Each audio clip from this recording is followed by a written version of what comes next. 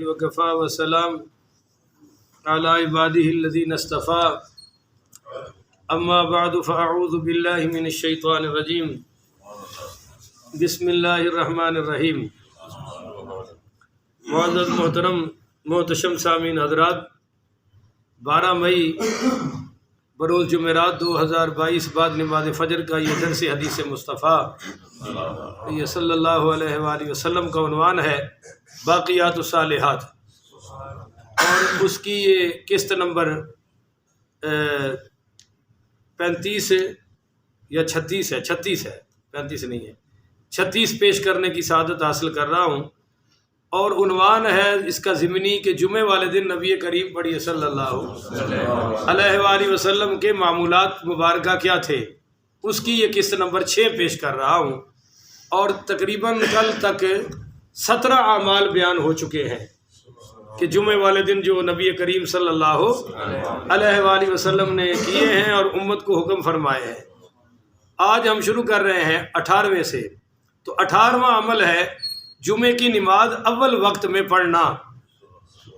بولیے، جمعے کی نماز اول وقت میں۔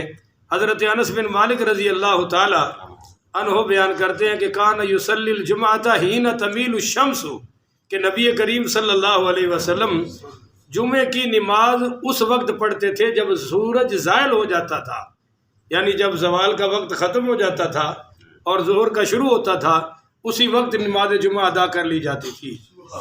یہ حدیث نمبر بخاری شریف میں ہے، حدیث نمبر 904 ہے۔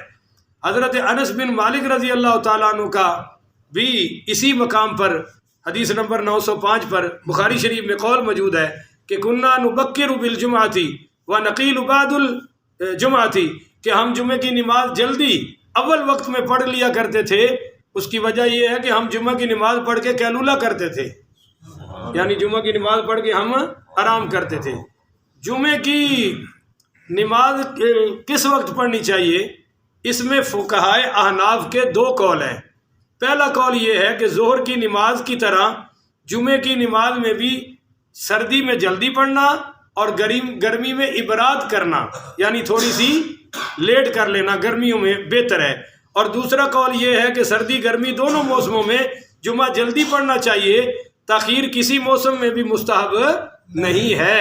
یہ عمدۃ القاری جلد 6 صفحہ 202 پہ لکھا ہوا ہے، رد المختار جلد 1 صفحہ 367 پہ لکھا ہوا ہے۔ تو اس لیے ہماری مسجد میں تو الحمدللہ جمعہ بہت اچھے وقت میں ہوتا ہے، کہہ دو نا الحمدللہ۔ نہیں تو آج کل تو مولوی صاحبان 2:45 کر چھڑ دینے، 2:30 کر چھڑ دینے۔ اچھا جی، جمعے کے دن کا 19واں عمل مبارک یہ ہے کہ جمعے کی نماز اور خطبے کے آداب کو ملحوظ رکھنا، یعنی جمعے کے خطبے کے جو آداب ہیں ان کو بھی پورا کیا جائے، اور جمعے کی نماز کے جو آداب ہیں سارے بولو بھائی ان کو بھی۔ وہ آداب کیا ہیں؟ نمبر 1، امام کے قریب بیٹھنا۔ ان پتہ لگے بھی یہ مولوی دا کوئی اپنا فنڈا، وہ بیچارہ کہندا نیڑے نیڑے ہو جاؤ، نیڑے کو لگتا ہے کوئی نہیں۔ یہ حدیث نمبر 1108 ابو داود شریف کہ امام کے قریب بیٹھنا۔ اور دوسرا ادب، آگے جانے کے لیے کسی کی گردن نہ پھیلانگنا۔ بولو، آگے جانے کے لیے کسی کی گردن نہ پھیلانگنا۔ یہ حدیث نمبر 343 ابو داود شریف سے پڑھی ہے۔ میں نے ایک مرتبہ استاد جی سے پوچھا، استاد جی لوگ تو پہلے ہی پیچھے آگے بیٹھتے ہیں، تو بعد والا پھر کیا کرے؟ فرمایا انہوں نے دوڑ کے اتنے پیر رکھ کے آئے، کیونکہ انہیں حدیث کی مخالفت کی تھی ہے۔ پہلے والا اگر اگے بیٹھے گا تو بعد والا پھر ان کی گردن پھیلان گے تو پہلے ہی باہر بہ جاندے نے، تو انہوں نے پھر گردنوں کے پیر پہنے نہیں یا نہیں پہنے؟ ہاں، اس لیے آگے جانے کے لیے کسی کی گردن نہ پھیلانگنا، اس کا مطلب یہی ہے کہ جو پہلے آئے ہیں وہ کہاں بیٹھے جی؟ سارے ساتھی بولو بھائی، آگے۔ اور امام کے قریب بیٹھنے کی علیحدہ حدیث سنا دی ہے۔ نمبر 3، 2 آدمیوں کے درمیان تفریق نہ کرنا۔ یہ حدیث نمبر 883 صحیح بخاری میں ہے۔ مثلا 2 ساتھی اس طرح بیٹھے ہیں تو تیسرا ان کے درمیان نہ بیٹھے۔ بولو جی، ان کے درمیان انہوں نے آخیا تو ادھر ہو جا اور ان کی آخیا تو ادھر ہو جا، یہ بھی جائز نہیں ہے۔ اور چوتھا ادب یہ ہے، مسلم شریف حدیث نمبر 2178 چوتھا ادب یہ ہے کہ کسی کو اس کی جگہ سے اٹھا کر نہ بیٹھنا. بولو جی, کسی کو اس کی جگہ پر اٹھا کر کہ اٹھو ہی تو میں تھے پڑھنا, یہ جائز نہیں ہے. اگلی حدیث سنا رہا ہوں, ابو داؤد حدیث نمبر 1113, طبرانی اوسط حدیث نمبر 1452. وہ کیا ہے کہ جمعے کے خطبے کے دوران ہر قسم کے لغو اور فضول بات کرنے یا کام کرنے سے مکمل پرہیز کرنا. کہہ دو سبحان اللہ. اچھا جی, نمبر 6, یہ حدیث نمبر 1110 ہے ابو داؤد شریف, کہ خطبہ کے دوران حبوا یعنی ہاتھوں کا دائرہ باندھ کر نہ بیٹھنا. یہ ہے حبوا, سمجھ آ گئی ہے؟ اس طرح مسجد میں بیٹھنا جائز ہے, اور خطبے کے دوران تو بالکل ہی نہیں جائز ہے. نمبر 7, خطبہ غور سے اور خاموشی کے ساتھ سننا. حدیث نمبر 857 مسلم شریف. جمعہ سے پہلے کچھ نہ کچھ نمازیں پڑھنا. تحیۃ الوضو پڑھ لو, تحیۃ المسجد پڑھ لو, اور کوئی اور نفل پڑھ لو, مگر کب؟ خطیب کے خطبے سے, خطاب شروع کرنے سے. یہ نہیں ہے ماشاءاللہ وہ تقریر کر رہے ہیں, کوئی اتنے نفل پڑھے نے کسی اتنے نفل لیتے نے, پتہ نہیں یہ کتوں سیکھ لے ہے. اچھا جی, یہ 19 عمل ہو گئے. 20واں عمل ہے جمعے کی نماز کے بعد ذکر و اذکار پڑھنا. اچھی کہو سبحان اللہ. یہ دولت تو تانوں ہی سانوں ہی ملنی ہے جڑے بیٹھ کے سن رہے ہیں, تے جنہاں نوں نہیں پتا وہ بیچارے سنتا بھی پڑھ دے. بولو نا, دعا بھی نہیں منگتے. میں سلام پھر کے پیچھے ویکھنا 8-9 بندے باہر جتیاں پا کے جا رہے ہوندے نے, پتہ نہیں کیڑی بھاگم بھاگ لگی ہے بھائی, ہر کوئی دوڑن نوں تیار ہے. اچھا جی, وہ کون سا عمل ہے جناب جو پڑھنا چاہیے؟ کیا کیا پڑھنا چاہیے؟ تو ہم نے ایک سوکھا جا وظیفہ دسا. سبحان اللہ. اما عائشہ صدیقہ رضی اللہ تعالی عنہا بیان کرتی ہیں کہ نبی کریم رؤوف الرحیم پڑھیے صلی اللہ علیہ وآلہ وسلم نے فرمایا, من قرأ بعد صلاۃ الجمعۃ قل هو اللہ احد وقل اعوذ برب الفلق وقل اعوذ برب الناس 7 مرات اجارہ اللہ بہا من السوء الی الجمعۃ الاخری. فرمایا جس نے جمعے کی نماز کے بعد 7 مرتبہ سورہ اخلاص پڑھ لی. سبحان اللہ.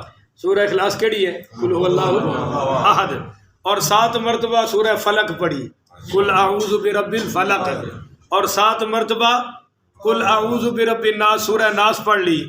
تو فرمایا اس کی برکت سے اگلے جمعے تک تمام برائیوں سے اللہ حفاظت فرمائے گا. تو جمعہ پڑھ کے جانا نہیں, جنا اے کام کرنا ہے. آگے سنیے, حضرت اسماء بنت ابی بکر صدیق رضی اللہ تعالیٰ عنہا, یہ سیدنا صدیق اکبر کی لخت جگر ہیں, یہ اما عائشہ کی بہن ہے بڑی. یہ فرماتی ہیں کہ من قرأ بعد الجمعۃ فاتحۃ الکتاب وقل هو اللہ احد وقل اعوذ برب الفلق وقل اعوذ برب الناس حافظ ما بینہ وبین الجمعۃ, جس نے جمعے کی نماز کے بعد سورہ فاتحہ, سورہ اخلاص, سورہ فلق, سورہ ناس پڑھی تو اس جمعے سے لے کر اگلے جمعے تک ہر کام سے, ہر برائی سے, ہر شر سے, ہر فتنے سے محفوظ ہو گیا. سبحان اللہ. حضور کا فرمان ہے, اور روایت اسماء بنت ابی بکر صدیق کی ہے. اچھا جی, ایک اور ذکر کرنا ہے جمعے کے بعد, وہ کیا ہے؟ سبحان اللہ العظیم و بحمدہ. کیا ہے؟ سبحان اللہ العظیم و بحمدہ. ہاں, سبحان اللہ العظیم و بحمدہ. ابن عباس رضی اللہ تعالیٰ عنہ بیان کرتے ہیں کہ نبی کریم صلی اللہ علیہ وآلہ وسلم نے فرمایا, من قال بعد ما یقضی الجمعۃ, جس شخص نے جمعہ کی نماز مکمل کی اور اس کے بعد کیا کیا؟ سبحان اللہ العظیم و بحمدہ 100 مرۃ تو غفر اللہ لہ 1000 ذنب.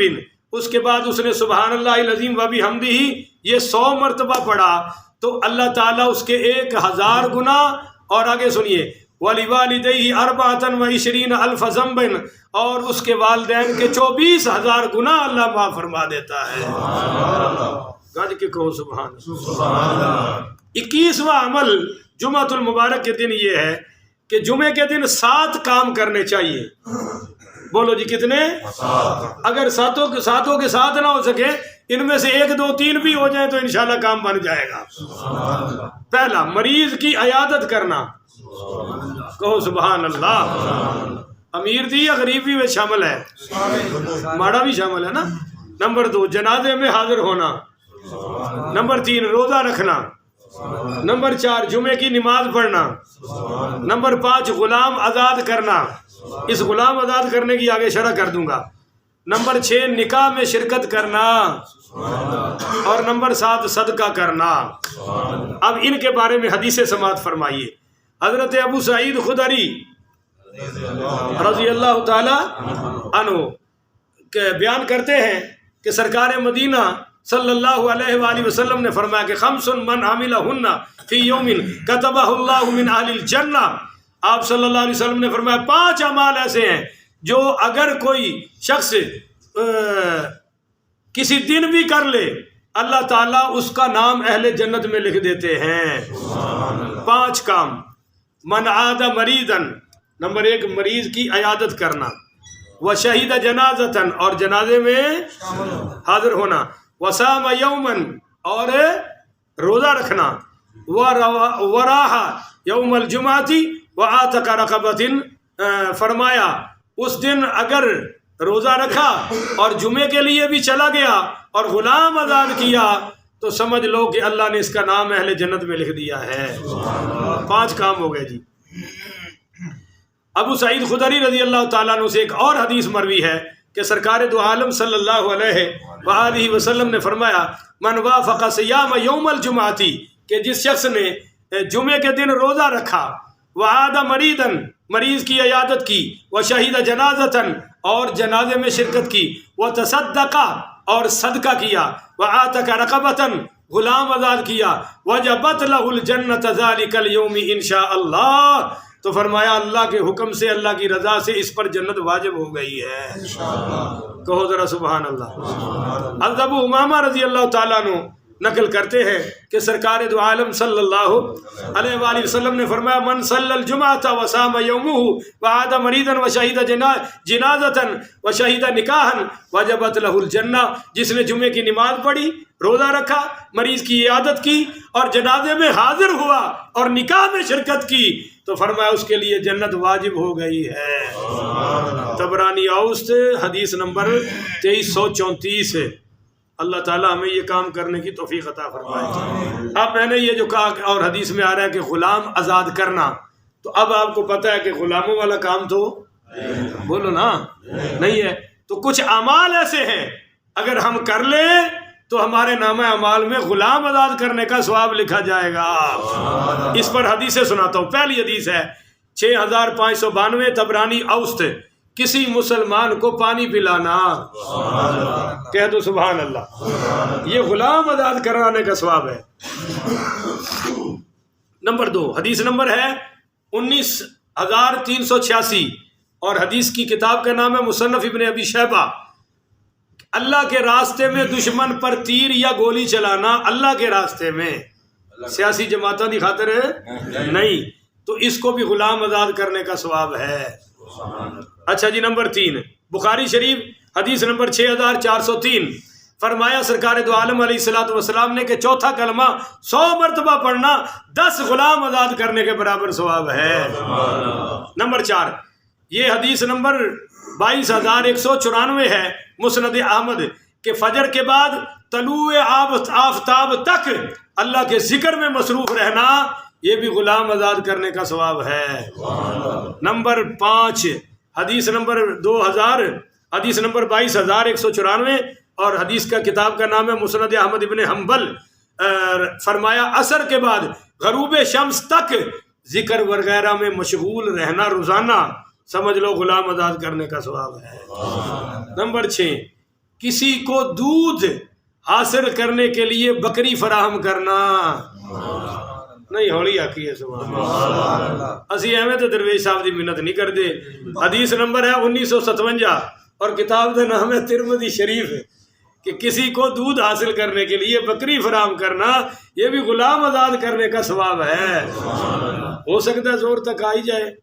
اچھا جی، نمبر 7 حدیث نمبر ہے 1957 اور کتاب کا کیا نام ہے ترمذی شریف، کسی کو قرض دینا، کہو سبحان اللہ، یہ بھی غلام آزاد کرنے کے برابر ثواب ہے۔ حدیث نمبر 1957 ترمذی شریف، کسی بھٹکے ہوئے کو راستہ بتا دینا، اور لوگوں کو ڈھنگی کوئی نہیں رستہ دسن دا نا، پوچھیے اب مولوی صاحب ادھر مڑ جایا جی، بھائی کدھروں مڑ جایا جی؟ ایڈا ادھر مڑن کا پتا ہوتا تو تیرے کو نہیں پوچھنا سی۔ آؤ جی وہ دکان دے سامنے چلے جایا جی، بھائی انہوں کی پتا کیڑی دکان ہے؟ تو لوگوں کو رستہ بتانے کا کسی کو طریقہ ہوتا ہے، وہ اتنے پیار سے سمجھاتے ہیں کہ یقین کرو پوچھنے کا مزہ آ جاتا ہے۔ خیر، کسی کو دودھ پلا دینا، کہو سبحان اللہ۔ حاجی عبد الشکور صاحب کو جدوں بھی گئے ہیں دودھ پی کے آئے، تو یہ بھی غلام آزاد کرنے کا ثواب ہے۔ طواف کے 7 چکر لگا کر 2 رکعت نماز پڑھنا، یہ سارے معتمر اور حاجی اتنے پڑھتے نے، پتہ ہے تمہیں، یہ بھی انشاءاللہ غلام آزاد کرنے کے برابر ثواب ہے۔ نمبر 11، اپنے کسی بھائی کے ساتھ کسی وحشت ناک راستے میں اس کی وحشت دور کرنے کے لیے ساتھ چل پڑنا۔ اچھا جی، نمبر 12، کسی اپنے دینی بھائی پر مال خرچ کرنا۔ حدیث نمبر 9181 شعب الایمان للبیہقی، اس میں حضور نے فرمایا اپنے کسی دینی بھائی پر مال، اگر وہ دینی بھائی عالم ہو تو فضیلت اور زیادہ ہے، سید ہوئے تو اور زیادہ فضیلت ہے، اور اگر وہ مجاہد ہو تو اور زیادہ فضیلت ہے، اور اگر وہ ہجرت کر کے مہاجر ہو تو پھر اور فضیلت زیادہ ہے۔ اچھا جی، آگے نمبر 13، کسی اندھے کی رہنمائی کے لیے 40 یا 50 گز تک اس کو سڑک کراس کرنا، اس کے ساتھ چل پڑنا، یہ بھی غلام آزاد کرنے کا ثواب ہے۔ نمبر 15 جی، نمبر 14، 7 یا 10 انسانوں کو سلام کرنا۔ ایتھے ہونے اٹھن گے انشاءاللہ 10 8 تے نکل جان گے، 4 5 سلام لے لین گے، باقی تشریف لے جاندے نے، وہ سمجھتے ہیں بھی ہمیں ثواب اور کمان دا کی فائدہ، انیاں پڑھنا تے بن لیا نے۔ نمبر 15، 100 مرتبہ اللہ اکبر کہنا 100 غلام آزاد کرنے کے برابر ثواب ہے۔ ایک بار کہو نا اللہ اکبر، ایک دا تے ہونا ہی مل گیا جی، باقی 99 پورے کر لیا جی۔ اچھا جی، نمبر 16، اپنی والد کا اپنی فرما بردار اولاد کی طرف دیکھ کر خوش ہو جانا اولاد کے لیے غلام آزاد کرنے کے برابر ثواب ہے۔ ابا خوش ہو کے ویکھے، یہ ابے دی شان ہے، اچھی آنکھوں سبحان اللہ، نہیں تو مولویوں نے سارا کچھ تے ماما نو دے چھڑے ہے۔ نمبر 17، کسی مجاہد کا خط، کسی پردیسی کا خط اس کے گھر والوں تک، یا اس کے گھر والوں کا خط اس پردیسی تک پہنچا دینا، اس کے ہر حرف کے بدلے ایک غلام آزاد کرنے کا ثواب ملے گا۔ اللہ تعالیٰ سے دعا ہے اللہ مجھے اور آپ کو ان اعمال پر عمل کرنے کی توفیق عطا فرمائے۔ یہ 21 عمل بیان ہو چکے ہیں، 22واں عمل ہے سورۃ الکہف کی تلاوت کرنا، تو کل ہوگا بھی جمعہ، اور جمعے والے دن انشاءاللہ یہ عمل بیان ہوگا۔ ویسے تو ناگا ہے، پر کل ہم بیٹھیں گے تاکہ جمعے والے دن کا اور سورۃ الکہف کا جوڑ ہمیں سمجھ آ جائے۔ اللہ تعالیٰ سے دعا ہے اللہ مجھے اور آپ کو عمل کی توفیق عطا فرمائے۔ آخر ودعوانا ان الحمدللہ رب العالمین۔